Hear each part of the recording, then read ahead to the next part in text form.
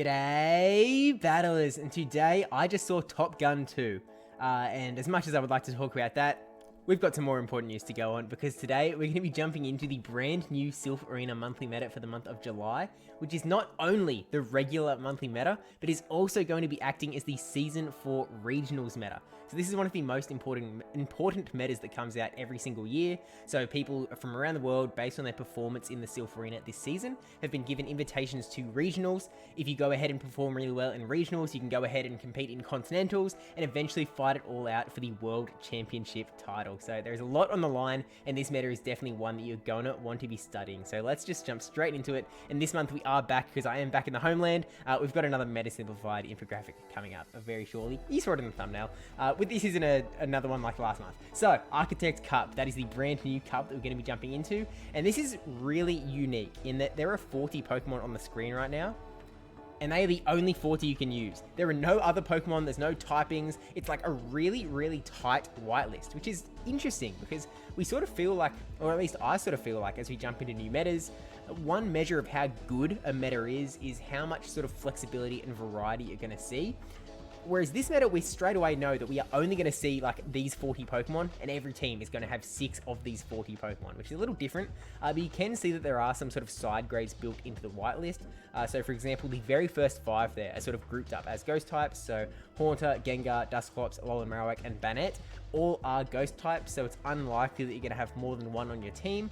You might just choose to bring that as your ghost type, or there's some other ones that are in there, like Frostlass, for example, is more grouped in with the ice types. But maybe like the roles are sort of predetermined for you to sort of give out. I don't know. It's sort of weird.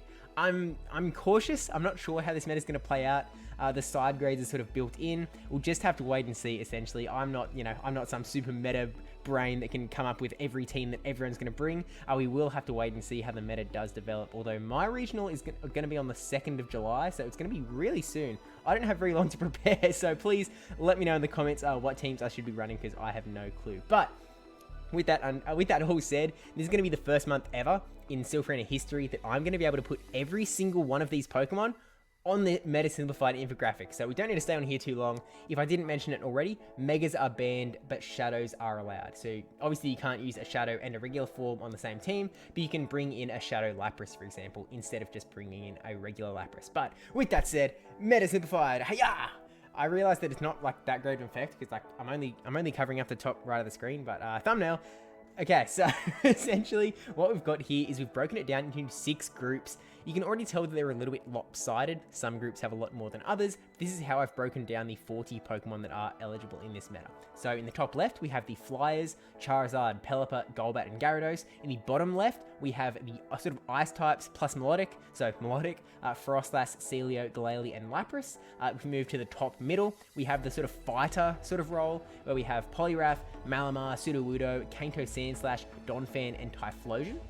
On the directly below me, we have the ghost types, so the 5 that we mentioned before, exactly the same 5. In the very bottom right, we have we've got sort of 2 groups squished into one. We have the sort of normal types that have ghost damage that we sort of see meta after meta, so things like Linoone with Shadow Claw, Lickitung with Lick, Snorlax and Munchlax with Lick, Castform with Hex. I've also got things like some poison types, so Galarian, Slowbro, Quillfish, both Muck, Kanto, and Alolan forms. I've got the Drapion and the Skuntank there as well, and I don't think I did mention Linoone. I've also got Beware joining the party this time, potentially for the first time viably, we could say. But essentially this is sort of an agglomeration of group Pokemon that tend to beat the poison type, the ghost type, sorry.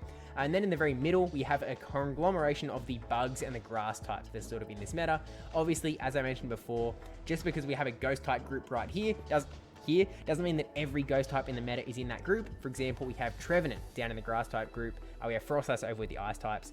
Just because I feel like I mentioned to every other Pokemon by name, I will just mention that the grass bug type group does have Venomoth, Beedrill, Jumpluff with its brand new acrobatics, Scolipede, I forget how to say it, Shiftry, Ariados, Credilli, and that Trevenant from before as well. So we'll just jump into it, and I've got some more things to say at the sort of more tail end of this video about this meta and how things might progress, how you might sort of think about it. But just to sort of jump into the very basics here so that we're all on the same page, the Flyers sort of work as you would expect in beating up the fighting types.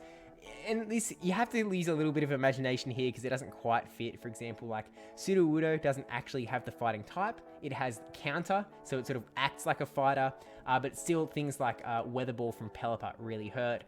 But then it also has that Rock Slide to throw back at the flying type. So just because there is an arrow from one group to another, from the flying types to the fighting types, doesn't mean that every one of those Pokemon is going to win every one of those matchups. This is just sort of a guiding, the way that I sort of view my videos, and this is what I've said every single month, is that this is sort of just a starting point. So this is something to get the ideas flowing, get an understanding of what is actually eligible in this meta, and then use this as a leaping ground to actually start building your teams with PvPoke and the like. Now, I've also got the flying types beating up the bugs and the grasses. That's sort of as you'd expect. Again, there are some things that can fight back. For example, if Trevenant lands a Shadow Ball up against any of them, none of them really like taking a Shadow Ball. And Credilli has Stone Edge, for example, with its rock typing. So, give or take, there are some side grades to be made here. Also, as you would expect, the flying types are generally going to be losing to the ice types. That shouldn't become as too much of a surprise. We're sort of getting the hang of looking at a flying type group by now. Moving one along to the right though, the fighters, as you'd expect, lose to the flyers, lose to the ghosts. Generally, again, there's some counterplay. For example, a Kanto Sandslash has the brand new Night Slash, which can definitely fight back up against those dark types pretty well. Plus, it's got the ground typing that can hit the Alolan Marowak pretty hard because of its fire typing that is super effective against. So again, take it with a grain of salt. This is sort of just a generalized sort of way to imagine these sorts of things. We've also got the fighting types beating the ice types. Generally, Froslass can be a little bit of a pushback. We've also got them beating all the big conglomeration of the normals and the dark poisons in the bottom right. That is mostly the case, especially because there is like that fair bit of ground that is also super effective against those poisons. But yeah, again, grain of salt with everything. But you also generally got them losing to the grass bug group. Bug types are going to be resisting that fighting damage, and then things like Trevenant has the ghost type, Jumpluff has that acrobatics that can hurt a lot of the sort of like the Poliwrath. Actually, that's kind of all it's doing super effective against. But then you've got things like Energy Ball to hit like Sudowoodo and Donphan and Sandslash. So it definitely has some good play there. But Typhlosion, maybe if you're running Incinerate, could definitely push that one back and fight against a lot of these groups, especially with that Incinerate Blast Burn combo. Could be pretty potent. Then the ghost types, we've got them beating the fighters. We've got a back and forth arrow between the ghosts and the grass bugs, just because there is definitely some counterplay there. Like we have the Trevenant that can definitely really hurt the ghost types. The ghost types are going to be doing, they're really good neutral. I guess most ghosts sort of work as a glass cannon, where things like Gengar, Haunter, Banette can do a lot of damage, but take a lot of damage. So if they're locked up against something like a Shiftry, it could be really bad, unless they have a Sludge Bomb. And then if Gengar uses Sludge Bomb on Shiftry, Shiftry is not going to like that very much, but Shiftry only needs to get to one foul play and the ghosts are just going bye-bye. So again, counterplay, learn your specific matchups as you sort of look into what Pokemon you want to use, what side grade you're sort of looking at using. And then you've also got the ghost types losing to that big bottom right group because you've got the lick damage, you've got the ghost damage, the shadow claws, you've also got just the dark types that are resisting all of that ghost damage, like the Drapion, like the Alolan Muck. So it shouldn't be too much of a surprise that that arrow is going that way. I think there's only two arrows we haven't actually mentioned yet, and that is the arrow from the ice types beating the grass types and bug types.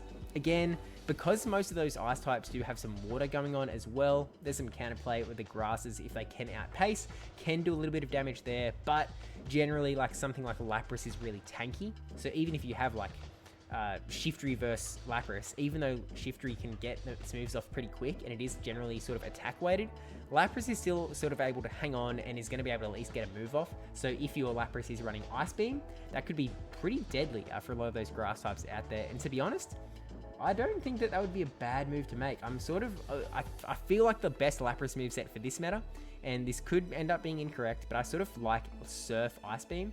Surf gives you a lot of sort of, it's a bit spammy, and it also gives a nice bit of neutral coverage.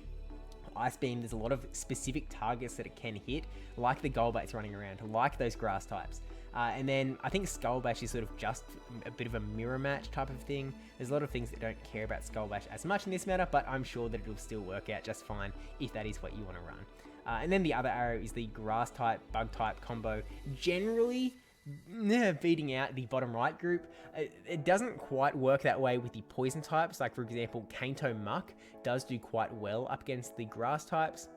Some of the bug types though, like for example, a Beedrill has access to Drill Run that is going to be super effective to all of the poisons, and generally the like Shiftry being really spammy and the like can just sort of out damage the normal types to sort of take them down in the end. I do actually realize that I have Lickitung on the graphic. That's a mistake. Lickitung is not eligible in this meta. That is actually supposed to be Licky. I'm sure that someone has already commented that, so I apologize. I'm only just seeing that now. It is Licky that is in this meta. I feel like I even said Licky earlier. Like, I think I said the right name, but I have put the wrong Pokemon on the graphic. I apologize. So I guess this is not the first time that I've put all Pokemon that are eligible onto the graphic. Dang it. With that said though, there are some things that I want to point out. I think that from my experience in regionals last season, and the season before that actually, I think that Pokemon that have a little bit of moveset variety might offer a little bit more versatility in a team. It might psych your opponent out a little bit. So something like Alolan Marowak, for example. Alolan Marowak can run Hex as a fast move, or it could run Fire Spin as a fast move. Both of them are definitely viable in this meta, although, to be honest, I'd probably lean towards the Fire Spin. But then you've also got an absolute litany of charge moves to run. You've got Bone Club for the sort of quick spamminess, and also the super effective against poison. You've got the Shadow Bone. You've got the Shadow Ball that takes slightly more energy, does more damage. You've got things like Flame Wheel that you can throw. There are all sorts of crazy, wacky movesets that you can run on Alolan Marowak, and it can try to sort of keep your opponent guessing a little bit. On that mark, actually Donphan is eligible in this meta. It does have access to Counter and Charm. I feel like Charm isn't going to be the big thing to bring here, just because there isn't a lot for it to do super effective damage against. It definitely, like, Charm always has a place. Charm always does really well, but I think it not having a lot of specific targets, plus Donphan not being the sort of tankiest Pokemon, might leave Donphan out in the snow a little bit. So I'm not sure that we will see Charm Donphan. Maybe though, you have to be concerned if you see a Donphan on the other team. It may be Counter, it may be Charm. And then there's other things like Charizard could have access to, you could be running Dragon Breath as a fast move, or Fire Spin, or Air Slash, or Wing Attack, or all sorts of things. So I sort of tend to lean towards those sort of Pokemon that aren't as cookie cutter, so that your opponent has to guess and maybe makes a mistake. Maybe they go, ooh, this could be, this is probably only a Shadow Ball.